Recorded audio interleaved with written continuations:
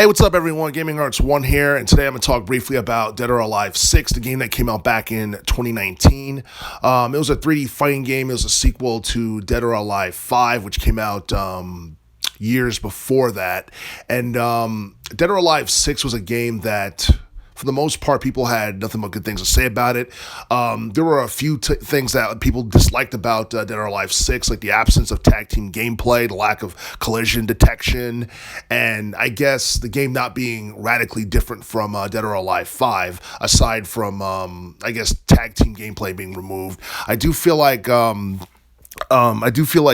team gameplay being removed from Dead or Alive 6 definitely hurt the game's quality overall, and I do feel like the inclusion of Mai Shiranui as a guest character was something that kind of helped the game in the long run in terms of, I guess, appealing to casuals, because a lot of people know who she is, especially as it relates to the fighting genre, and, hardcore, fighting game fans, know who she is and stuff like that. But I do feel like the series has been going downhill for quite some time now, because a lot of people will go on record and tell you that the Dead or Alive series was probably at its peak during the 2000s and the early teens, with Dead or Alive 5 possibly being one of the best in terms of both gameplay and graphics, depending on who you ask. But as far as Dead or Alive 7 is concerned, I'm not exactly sure whether or not it's going to happen, because I believe during the spring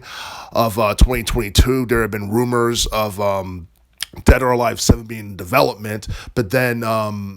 there were also rumors that the development for Dead or Alive 7 had been canceled, and then it was revealed on Reddit that it was a hoax, and I'm not exactly sure what to believe, but it doesn't seem like the developers of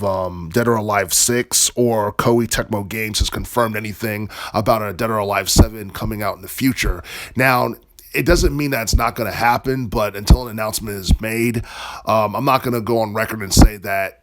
for sure that, we're definitely going to get a Dead or Alive 7, because I honestly do not know, and I don't want to give you guys misinformation or anything like that. But I do feel that if there's a Dead or Alive 7, tag team gameplay should be brought back, and I do feel that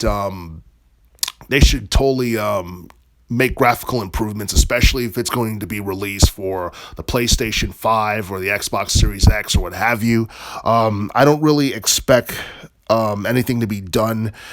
to any of the Dead or Alive games or a potential Dead or Alive 7 in relation to bringing it to the Switch console, because I don't think Dead or Alive 6 was ported to the Nintendo Switch. And if there is a Dead or Alive 7, I don't think that's going to be brought to a Nintendo-based consoles either, because Nintendo pretty much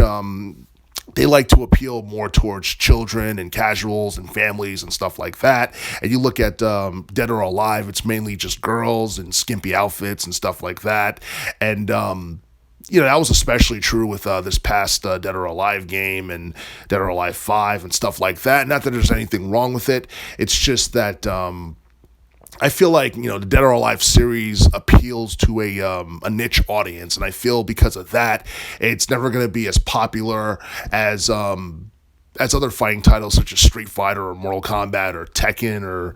any of those games. And I'm not going to go on record and say that Dead or Alive 6 was a failure, because I read that Dead or Alive 6 managed to reach at least 1 million downloads, somewhere around 1 million or 2 million downloads, overall. And I do feel that Dead or Alive 6 could have been more popular than it was if it was released in another year, maybe 2020 or something, because in 2019, Mortal Kombat 11 came out, and I believe that was the best-selling fighting game of that year. It was all over, it was all over the media commercially. It was something that you saw in stores. It was something that was highly promoted. Mortal Kombat 11 was arguably the most successful installment within its entire series, and the Mortal Kombat series has been around since the early 90s. So I do feel that if Dead or Alive 6 came out another year, it could have been more popular than it was. But I don't think that's a need or a reason to can the whole series altogether, because I still feel like there's potential there, and that if they do decide to make a Dead or Alive 7, improvements definitely could be made for the publishers and the creators to reach out to a more casual audience, opposed to just appealing to a niche audience of hardcore gamers.